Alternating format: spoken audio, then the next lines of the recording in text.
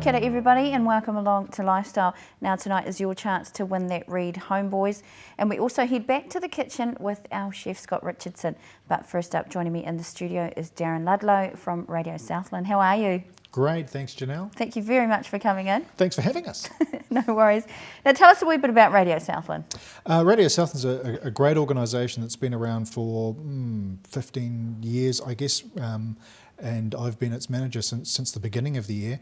It's an access radio station, and basically we're there as a voice for the community. If there's a person or a group or an organisation that feels like they need a voice, then we're there to help them do it. We range from people who are just interested in having their own sort of a music show. We've got a couple of guys, for example, the Southland boys, who on Friday night, they're big on heavy metal, and perhaps heavier or a bit different to what you'd get on the commercial rock stations.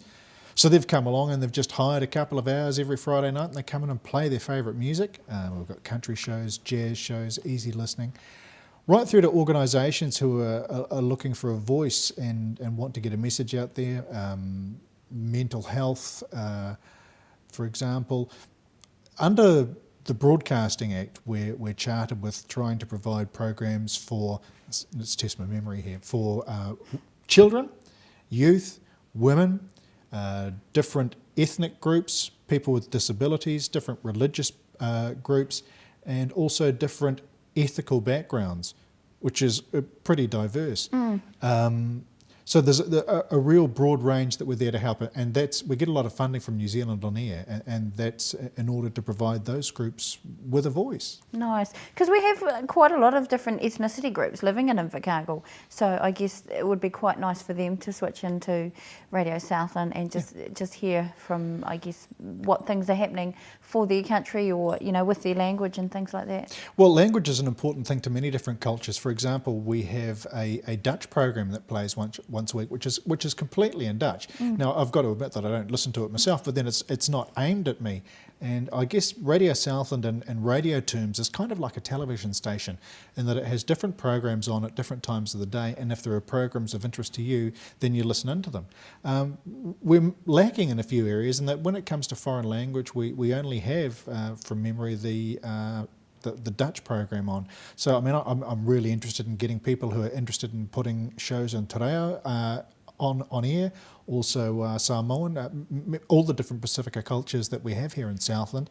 The different Asian groups. I mean, we've got a whole lot of students here, international students from across the world at SIT, and I'd be really keen on getting them on air, having their own shows, playing their own music, talking to each other, and that's really what we're about. All right. So tell us a wee bit about where people can find information on you, which is your website, and of course the frequency.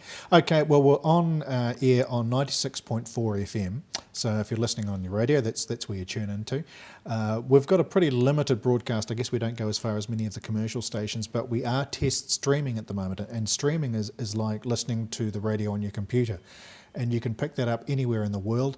To pick up our streaming, go to our website, which is radiosouthland.org.nz, and on there there's a link for podcasts, which some of our programs are available as podcasts as well, but there's also a link that'll take you to our streaming.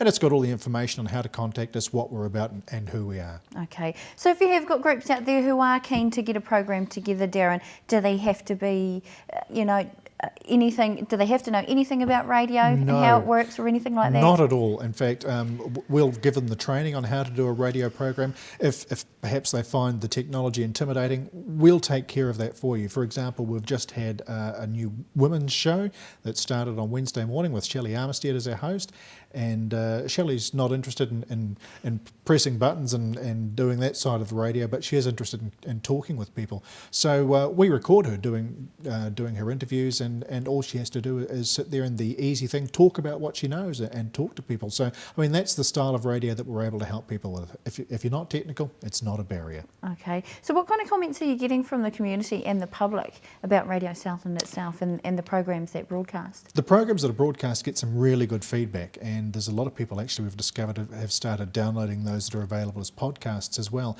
But there's still not a lot of people that know about us. And I guess that's the biggest thing that we face at the moment is getting people to know know who we are and what we're about. We're not there competing against the big major commercial radio stations. That's not what we're about. We're real grassroots community radio, and the more people that know us, and if you want to keep up to date with what's going on, like most organisations, we've got a Facebook page, so if you do a search on Facebook for Radio Southland, you'll find us. We're tweeting on Mr. Ludlow, if you want to have a look at that and head into all the different links for our program. So that's some of the things that we do to keep people up to date with what we're about. Awesome. Now, Darren, just before you go, just tell us a wee bit about what kind of programs you're looking for. Anything, really. I mean, different viewpoints. We're looking for programs that will target youth, target those perhaps with various disabilities. We've got a great show that runs called Blind Spot for the visually impaired, for example. Those who may have mental health issues, but ethnicity and different religious backgrounds, particularly the ethnicity. If you've got a cultural group and you want to share what you're about, or just talking amongst yourselves via our medium, that's what we're here for. Fantastic. Thank you so much for coming in. Thanks, Janelle. All right, look forward to seeing you again, Darren. Take care. And of course, if you want to get in touch with Darren and his team, their email address is www.radiosouthland.org.nz, and don't forget the frequency for Radio Southland is 96.4. A powerful novel that captures the world of two boys on the run. Imagine you live in London immediately following the Second World War. Imagine you've been told to pack your bags, but not been told where you're going, or for how long. Imagine you are sent halfway across the world because someone thinks it will be better for you. This is what happened to Colin and Dougal, and this is their story. If you'd like to win this, send your details into Q Television, PO Box 708 Invercargill, email lifestyle@qtv.co.nz, or visit the website www.qtv.co.nz and click on the lifestyle link. Yes, and don't forget to send your entries in for that book competition. We're due for a short break now, but when we come back, if you're a fan of cupcakes, then get your pen ready for this recipe.